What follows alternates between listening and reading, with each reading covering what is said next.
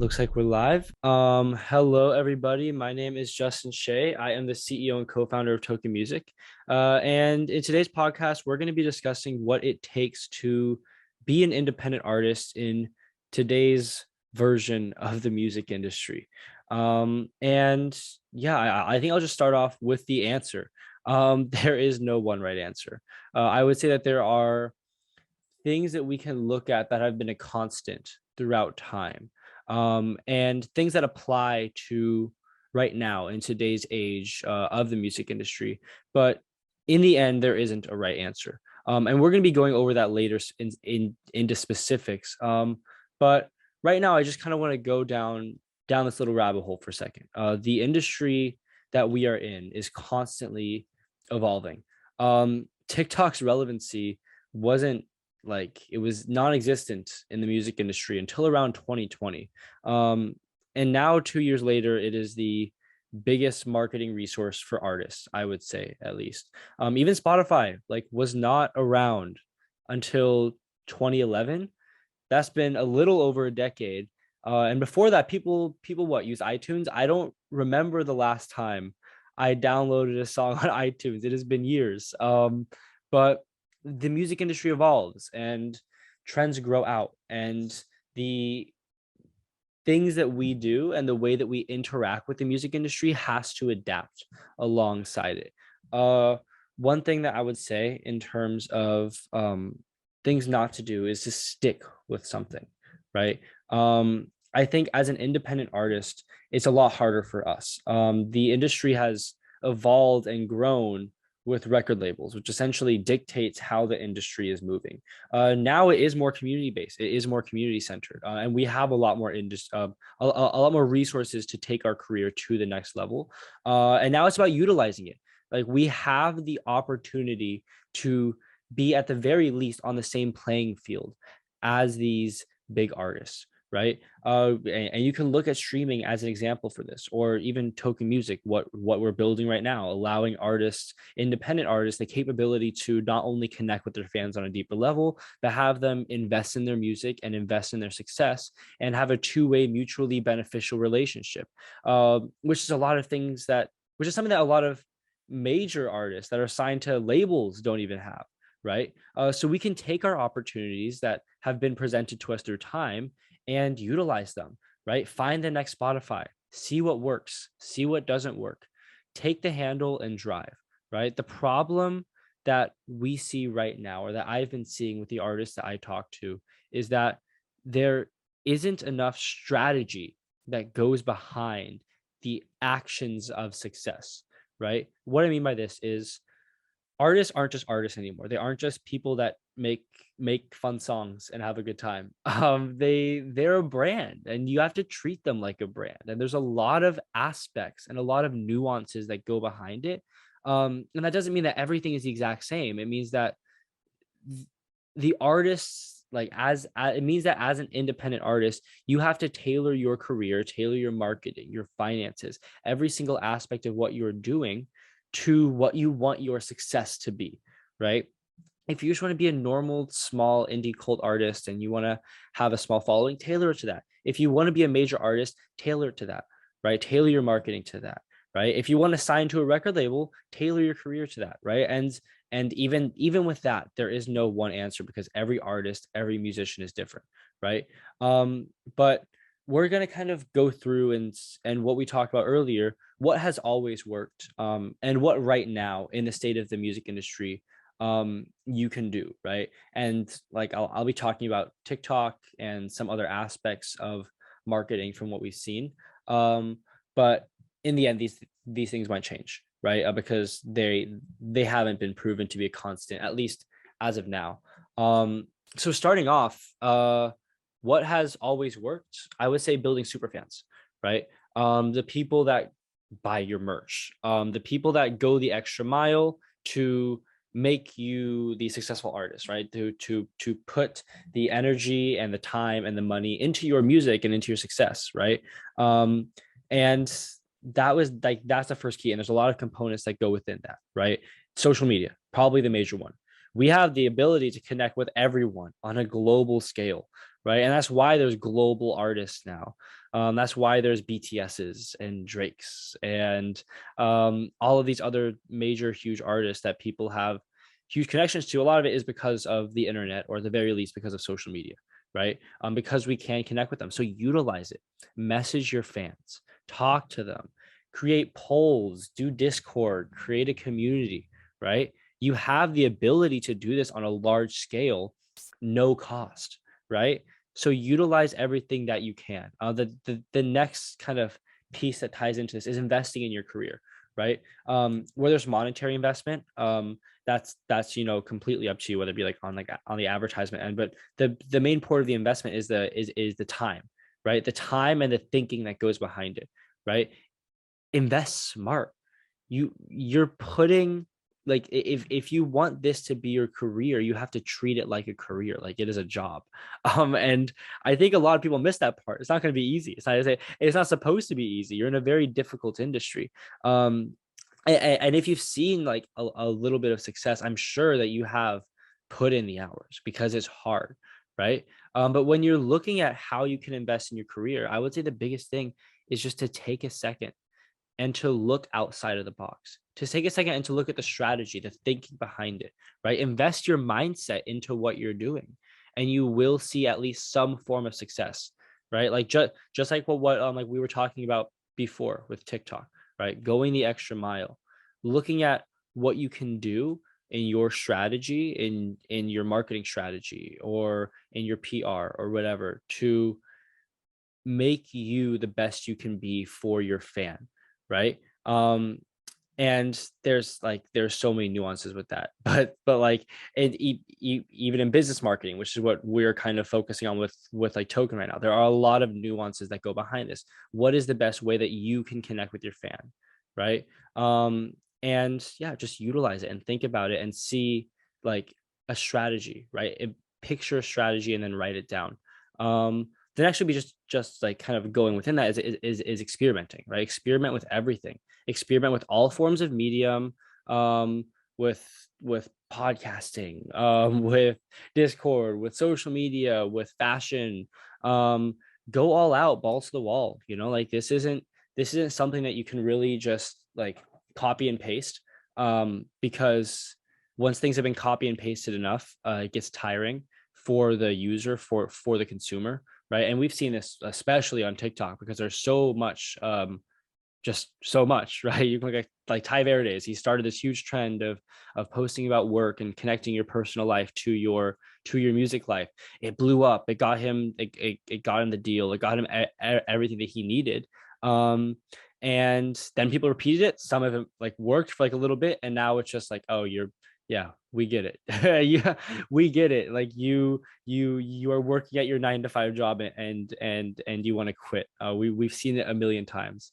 But yeah, like go out of the box, and the artists that we've been seeing go out of the box have been the ones that like have succeeded. Not like I'm using TikTok as an example, because it is definitely the biggest music platform right now. But just in general, like throughout the stages of the music industry, and for a long time, record labels have been the ones to dictate that, and have been the ones to do that, right? To figure out how it's all going to work, right? And by the way, I'm not trying to paint record labels in necessarily like a bad light. It's just like they've been the controlling factor in the music industry, and now that is kind of starting to change, right? But yeah, just like do what you need to do. Experiment, and go out, invest in your career, and build those super fans. Right now in the music industry, the advice I would give, like, what can you do? First, just be on TikTok. Like, just be on TikTok. Put your music out there. You will get people listening to your music. You will, like, out of your videos, if you get like 500 to 1,000 views, like maybe like 100 of them might click on your profile. Maybe 20 of them might click on your link, and then we'll listen to your song, right? That's 20 streams, right? If you post 3, 4, 5 times a day, you have a couple videos that blow up, you're boosting your career, right? It doesn't necessarily make you corny. It just puts you out there to an audience, right? It's not only be on TikTok, because TikTok is a discovery platform, right? It's only one part of this, because if you're just being discovered, but if you're not retaining your audience, it's not going to go very far. So there are a lot more aspects that go into it, but a lot of artists, they're not even going onto the discovery aspect of it. get discovered, get some fans, right? Get your shit out there. Okay, I can't say that. I'll bleep it. I'll say stuff. Get your stuff out there, right? And the next would be corny, right? A lot of people see TikTok, and like the biggest um answer that I get of like why aren't you on there is like it's corny, or it's like a kids app, or it's like people are like I'm gonna get like washed out. um and I mean, like, some of that is true, but it's not the same now. Like, it really isn't the same, and you need to be corny, right? If you look at the top artists that are out there right now, okay, if you say think in your head, who is the most in the media, right, and getting their stuff out there. I just say people that I can think about right now: Doja, Jack Harlow, Drake. Oh god, that's a big one.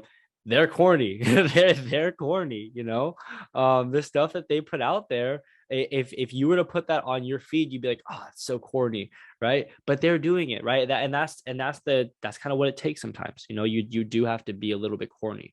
But I'm not saying like be as corny as possible, right? But just don't be afraid to do things because you'll think that it has this certain type of like perception. And if it does have that perception, if it has a negative perception, I mean, maybe try it a couple more times. And if you keep getting it, if it's not helping you, stop, right? No point.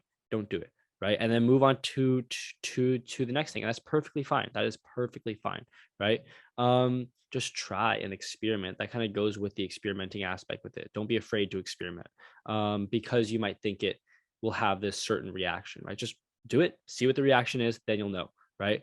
Final bit is just create with a purpose, right? I've seen so many musicians that have the talents to create. And I'm talking about from like a marketing standpoint too, because when I'm saying create, I believe that marketing is in some sense a form of art, right? Um, like partially on the aspect of there's just a lot of design that goes inside of marketing, right?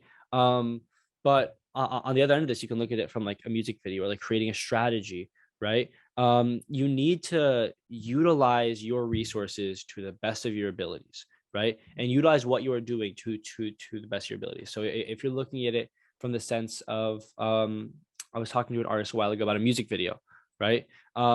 He wanted to create a music video, and great ideas, like amazing. Like I wouldn't have thought of this stuff because he is a creator, right? And he is an artist. But then when you're looking at it from the sense of, okay, now how can I get this out there as much as possible? Because you can invest. I mean, I'm not sure about like the logistics, but I'm kind of making this up. If you can invest like 1,000 or 500 or $200 into a music video, right? You want that money to stretch as far as possible, right? You want what you're doing to stretch as far as possible. So maybe just instead of posting on YouTube and then promoting on Instagram and a couple other socials a couple times, you you release it on or like let's just kind of break it down in like an actual sense. Maybe you do a couple video snippets on TikTok and you make it like a little mini series that gets people hooked, and then you promote it on your Instagram, and then you do a poll, and then you have an interactive component with it where you're connecting with your fans a little bit deeper.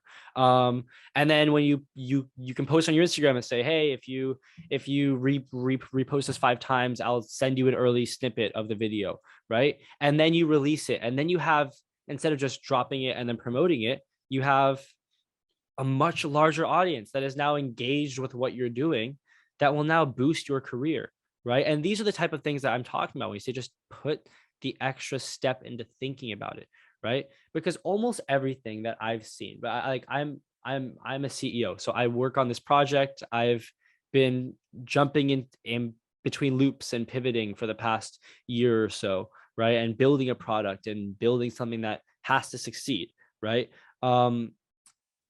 There's a lot of things that just require critical thinking, right? If you just take a second, take a step out and think, what can I do to make this as successful as possible, right?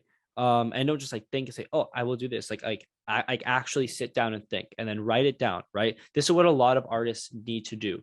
You need to steer your career and forge your own path. Like, it's not just do. I mean, like, you should be doing that, right? It's not just work hard, it's work smart, right? But it's not work smart, not hard, right? It's both, right? You need to put the strategy into what you're doing, right? Because if you're just creating, and that's what a lot of artists do, because they're extremely creative. They create, and they put it out there, and then it gets a little bit of engagement. I mean, TikTok is definitely the best place to create. But then again, if you go on TikTok, you create, you get discovered, but then you don't retain. That's not, that kind of takes that step out, right? Like you're not really thinking about what comes after that, right? So take the extra step and see what can I do to make myself as successful as possible. And it comes from you. And there is not one thing. There is not one right answer. There is not a 30-day course that you can take that will make this work forever, right? It might make it work in the short term because there are some amazing people out there in the music industry that know what they're doing. But as a whole, it's really just putting in the grind, like mentally and physically. Um, and I know you can do it. If you're an artist listening out there, even just like anyone, like I mean, the music industry is very nuanced, so there's a lot more specifics, but a lot of these apply to just literally anyone. You can do this, right? So do it. I mean, it's a lot easier said than done, but do it. You can do it.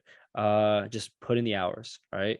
And yeah, I'd say that's about it for today's episode. Thank you, everyone, for listening. Make sure to check us out on our Medium, on our Twitter, YouTube, all of that. It's all going to be linked below.